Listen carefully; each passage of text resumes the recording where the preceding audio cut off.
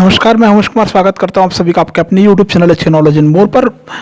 Mensuration का quadrilateral का second part आपको ये देखने को मिल रहा है। प्रश्नावली 10.2 का कुछ सवाल मैं सॉल्व करके बताऊंगा। जैसा कि इससे पहले वीडियो में मैंने बताया था कि कुछ सवाल है जैसे कैसे सॉल्व करते हैं, उसके बारे में मैंने विस्तृत किया था, आपको कुछ सवाल सॉल्व करके बताया था। इस वीडियो में भी मैं कुछ सवाल लेके आया हूँ, उसी के पार्ट्स का थोड़ा सा अलग वैरायटी का सवाल है ये, तो इसको देखेंगे आप इसको कैसे सॉल्व करते हैं। एक सवाल दिखाई दे रहा होगा आपके सामने। एक समलंब चतुर्भुज का क्षेत्रफल 1400 वर्ग मीटर है। यदि इसकी समानांतर भुजाओं में 3:4 का अनुपात और इनकी बीच की दूरी 20 मीटर है तो समानांतर भुजाएं ज्ञात कीजिए। ये सवाल है, ठीक है। एक समलंब चतुर्भुज का क्षेत्रफल 1400 वर्ग मीटर है, समानांतर भुजाओं में 3 और 4 का अनुपात है, तो इनकी बीच की दूरी 20 मीटर है, तो समानांतर भुजाएं ज्ञात करना है। एक सवाल ये हो गया, मतलब एक अलग ही टाइप का ये बनने वाला है। दूसरा सवाल मैंने लिया है, उस चतुर्भुजाकार खेत का क्षेत्रफल ज्ञात कीजिए जिसका एक विकर्ण 50 मीटर और उसके अंतरलंब 15 मीटर और 19 मीटर है। ये अलग टाइप का बनेगा, तो पहले इसको देखते हैं हम लोग। चलिए सॉल्व करते हैं फटाफट, ठीक है। हम गिवन इन क्वेश्चन दिया है, क्या क्या दिया है।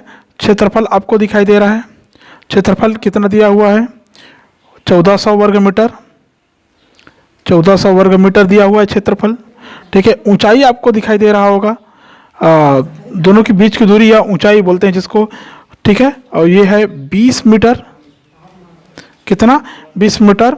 और समानांतर भुजा, जो समानांतर भुजा है उसमें कितना का अनुपात है, 3:4 का, अर्थात 3x अनुपात 4x, 3x रेशियो 4x ऐसा लिख सकते हैं। और इसको अलग टाइप का ऐसा लिख सकते हैं, 3x और 4x, ये ऐसा लिख सकते हैं, ठीक है। अब आपको फार्मूला पता है, कौन सा फार्मूला, समलंब चतुर्भुज का क्षेत्रफल, समलंब चतुर्भुज का क्षेत्रफल क्या होता है। समलंब चतुर्भुज का क्षेत्रफल आपको अब याद हो जाना चाहिए, समानांतर भुजाओं का योग, समानांतर भुजाओं का योग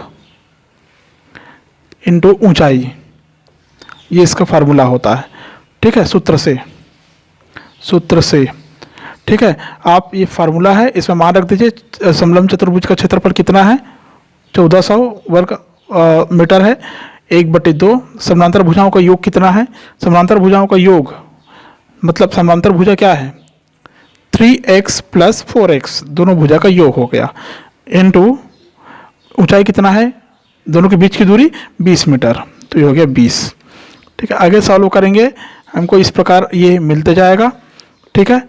ये हो जाएगा 1/2, या ये इन ब्रैकेट है वो 7x हो जाएगा, ठीक है, +20, ठीक है। अब इसको और अलग तरीके से सॉल्व करें हम, ठीक है। 1/2 इंटू 7x + 20, सॉरी इंटू, ये इंटू 20, ठीक है। ये हो गया 1400 इक्वल टू 2 से 20 कैंसिल करेंगे तो क्या आ जाएगा, 7x इंटू 10, ठीक है। 7x यहीं पर रहेगा, साइड चेंज होगा, 10 इस तरफ चला जाएगा, ये मल्टीप्लाई में है, ये डिवाइड में चला जाएगा, 1400/10 हो जाएगा, ठीक है। ये हो जाएगा 7x इक्वल टू, अगर इससे आप डिवाइड करोगे तो आपको क्या मिलेगा, ये कितना आएगा, ये कितना आएगा, ये करके देख सकते हैं आप, क्या आएगा,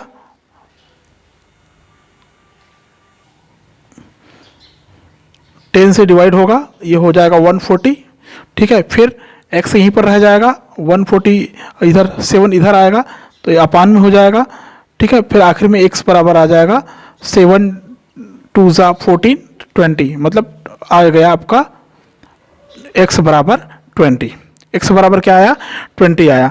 अब आपने लिखा था ऊपर, पहली भुजा क्या लिखे थे, पहली भुजा 3x, तो 3x बराबर क्या हो जाएगा, 3 इंटू 20, x बराबर हमने निकाला 20, बराबर 60 मीटर, ठीक है। दूसरी भुजा क्या था, दूसरी भुजा थी 4x = 4 × 20, इक्वल टू हो जाएगा 80 मीटर। ठीक है, तो यहाँ पर तो यही पूछा था समानांतर भुजाएं ज्ञात कीजिए, मिल के समानांतर भुजाएं, मतलब इस समलंब चतुर्भुज का जो समानांतर भुजाएं हैं वो 60 मीटर और 80 मीटर की होगी या रहेगी। क्लियर है। अब चलते हैं दूसरे सवाल की तरफ। ठीक है, दूसरा सवाल दिखाई दे रहा होगा, उस चतुर्भुजाकार खेत का क्षेत्रफल ज्ञात करना है जिसकी एक विकर्ण 50 मीटर और उसके अंतरलंब 15 मीटर और 19 मीटर है। ये भी बहुत सिंपल सा सवाल है, बहुत साधारण सा सवाल है, इसको सॉल्व कर सकते हैं आप आसानी से। ठीक है, चलिए सॉल्व करते हैं।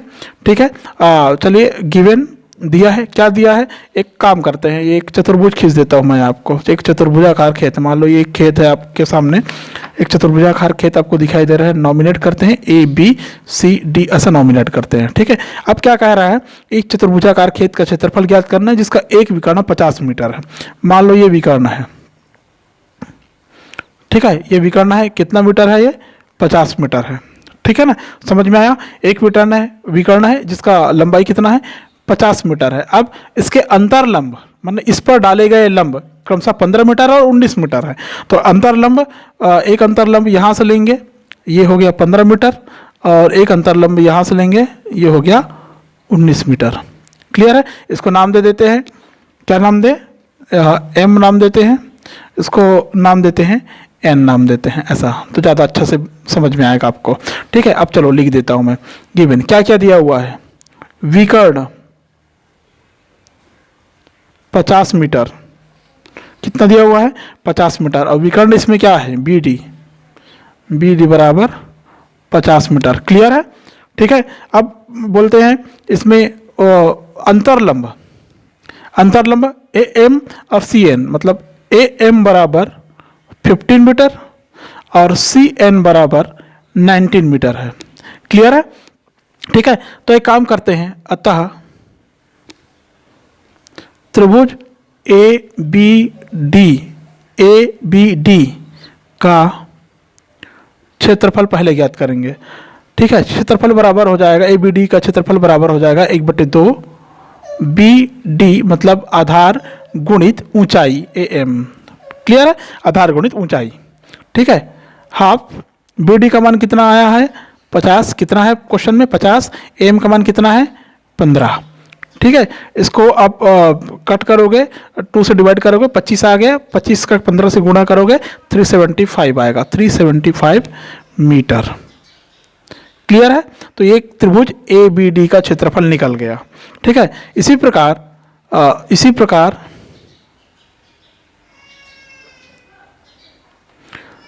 दूसरे त्रिभुज, क्या है दूसरे त्रिभुज, BCD का क्षेत्रफल, इसमें भी फार्मूला वही होगा, क्या फार्मूला होगा, 1/2 इंटू BD आधार इंटू ऊंचाई CN होगा। 1/2 BD कितना है 50, CN कितना है 19, एक विकर्ण है ना, मतलब अंतरलंब है एक अंतरलंब है CN 19। ठीक है, इसको भी डिवाइड करोगे, 25 आएगा, 25 की गुना 19 से करोगे 475 मीटर आएगा।